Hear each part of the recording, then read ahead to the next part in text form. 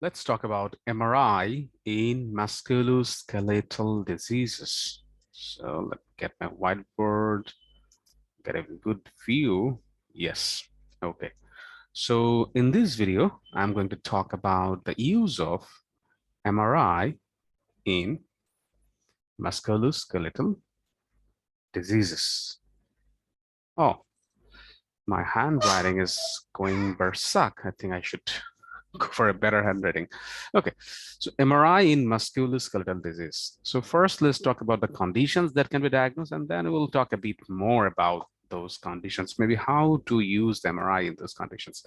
So let's draw a picture of a human being. Those are the feet, those are the upper limbs, and this is the face. So let's start from top and then go down to the bottom.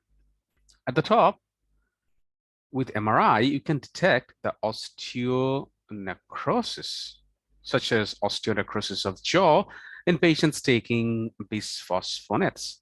Let's go down.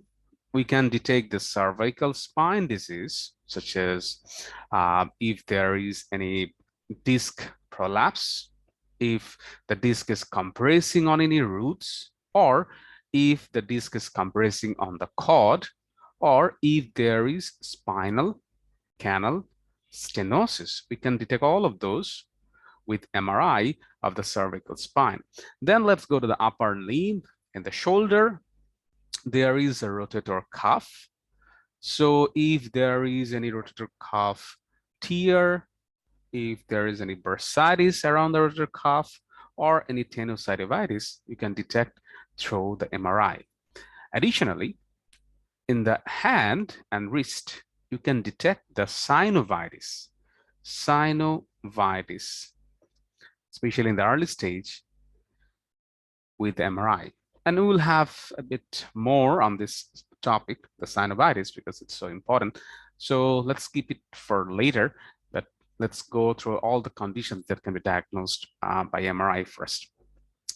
So we have covered the upper limb, and then let's go to the spine's lateral part, lower part. So you have the sacroiliac joint. So with MRI, you can detect the sacroiliitis, SI joint disease such as sacroiliitis. And let's go down. Similarly, you can do an MRI of hip and you can detect osteonecrosis. You can detect the avascular necrosis of the hip joint. So AVN can be detected by MRI. Even if you have myositis, suppose you have myositis involving the proximal muscles of the lower limb, you can detect the myositis or muscle inflammation by MRI. And this will help you to take a biopsy from a specific site where there is myositis. Now, let's go down. In the knees, you can detect any meniscal disease, so disease of the menisci. You can detect the tears of ACL or other ligaments. So tears of the ligaments can be detected by MRI. And also you can detect sepsis in the joint, which changes the signal in the MRI. Then you can detect any tenosynovitis also with the help of MRI. And additionally, you can detect if there is any fracture, if there is any malignancy, that's also can be detected by the MRI. Now let's talk about a bit more about the procedure or how MRI can help you to detect this condition. First of all, the principle is whenever there is inflammation or synovitis, such as synovitis, there is increase in the water content, and this is detected by the T2 sequence of the MRI. So increased water content in the inflamed tissue is detected by T2 sequence of MRI, and that helps in early detection of the inflammatory synovitis and helps in staging and also monitoring the treatment. Then we can talk about the contrast.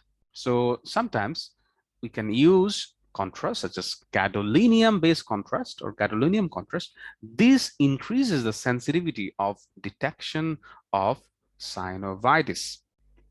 So those two are the important principles. And then you can also add something called STEER, short T1 inversion recovery, with it causes the fat suppression.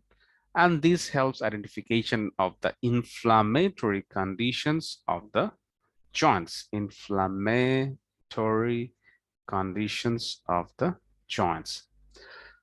So all in all, let's just review. Let's review all the conditions that can be diagnosed by MRI. Start from the top: osteonecrosis, such as osteonecrosis of the jaw; spine diseases, such as disc prolapse that compresses the root, compression of the spinal cord, and also spinal stenosis can be diagnosed by the MRI.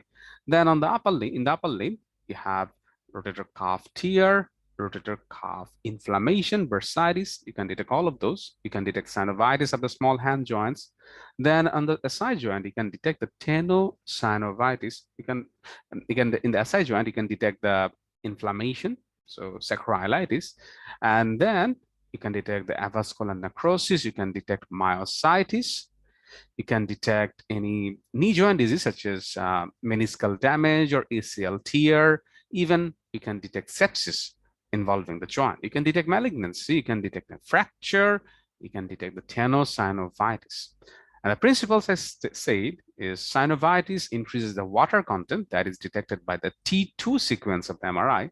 And this can be the sensitivity of detecting inflammation can be increased by the contrast, such as gadolinium contrast, and also by fat separation, which is the short T1 inversion recovery sequence of the MRI. Okay, that's all.